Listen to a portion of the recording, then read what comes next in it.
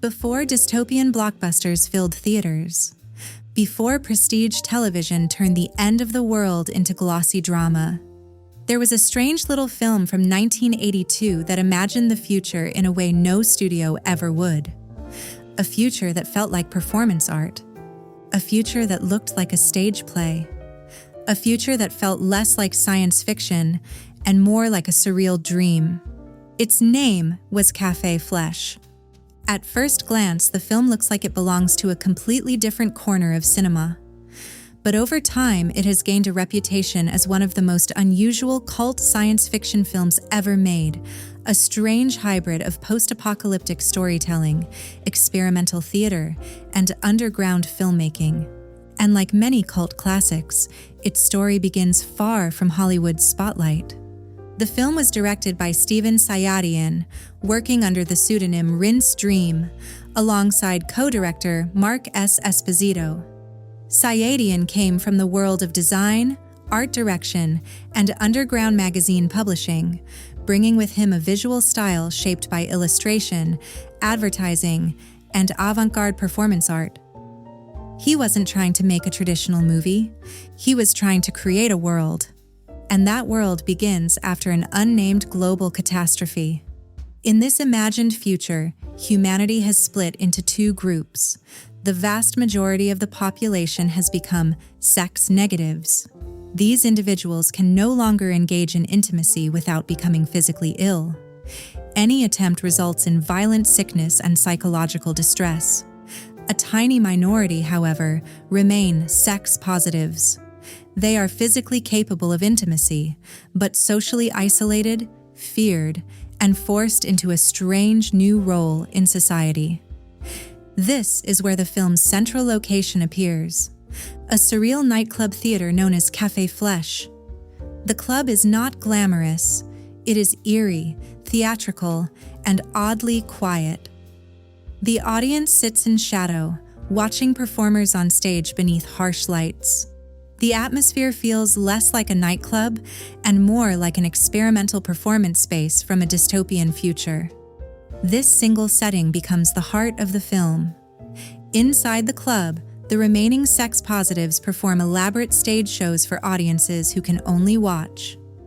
The performances are stylized, theatrical, and often surreal, blending costume design, choreography, and stage lighting into something closer to avant-garde theater than conventional cinema. The story follows Lana, a young woman living among the negatives and pretending to be one of them. She hides her true identity, terrified of what will happen if others discover the truth. Her secret becomes the emotional center of the film.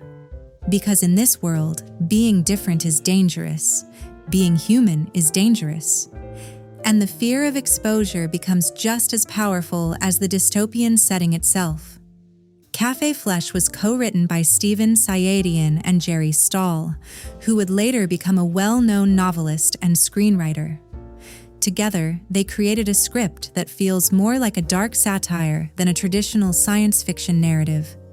The film asks unsettling questions beneath its stylized surface. What happens when human connection becomes taboo? What happens when intimacy becomes performance? What happens when society replaces participation with observation? These ideas unfold through a mixture of surreal dialogue, theatrical scenes, and a dreamlike pace that makes the movie feel closer to a stage play than a traditional film. Visually, Café Flesh is unlike almost anything from its era. Instead of expansive outdoor locations or futuristic cityscapes, most of the film takes place in confined, carefully designed interiors. Lighting is dramatic and shadowy. Sets feel artificial in a deliberate way, like theatrical stages rather than realistic rooms. This was not a limitation, it was a choice. Sayadian approached the film as a designer first and a director second. Every frame is composed like an illustration. Costumes are bold and expressive. Makeup is stylized. Lighting is harsh and sculptural. The result feels closer to a moving painting than a traditional movie. Music plays a major role in creating that atmosphere. The score was composed by Mitchell Froom, who would later become a respected music producer.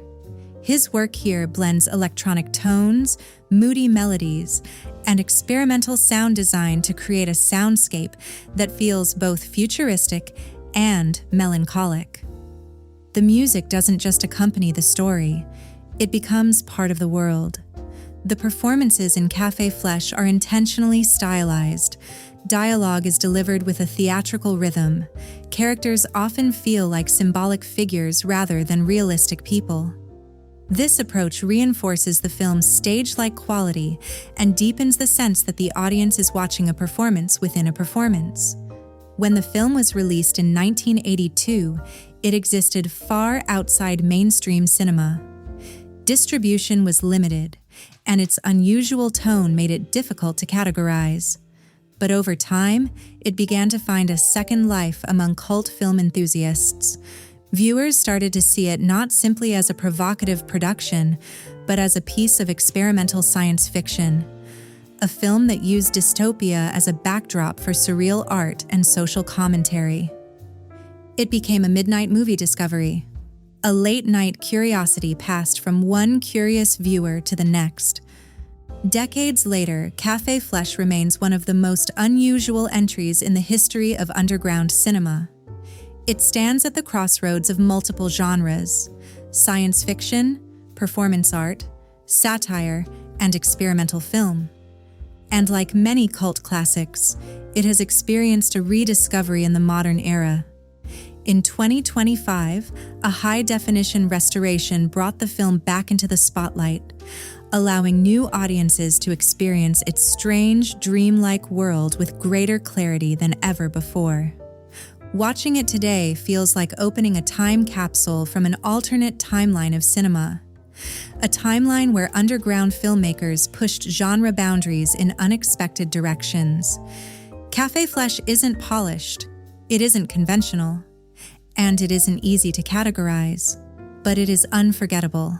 It captures a moment when filmmakers on the fringes of the industry were free to experiment, to blend genres, and to create movies that felt like nothing else on screen.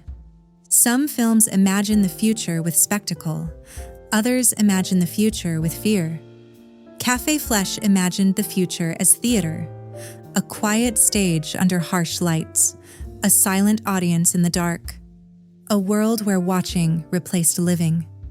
And decades later, that strange vision still lingers, a reminder that the most unusual films often come from the edges of cinema, where imagination runs free and rules are meant to be broken.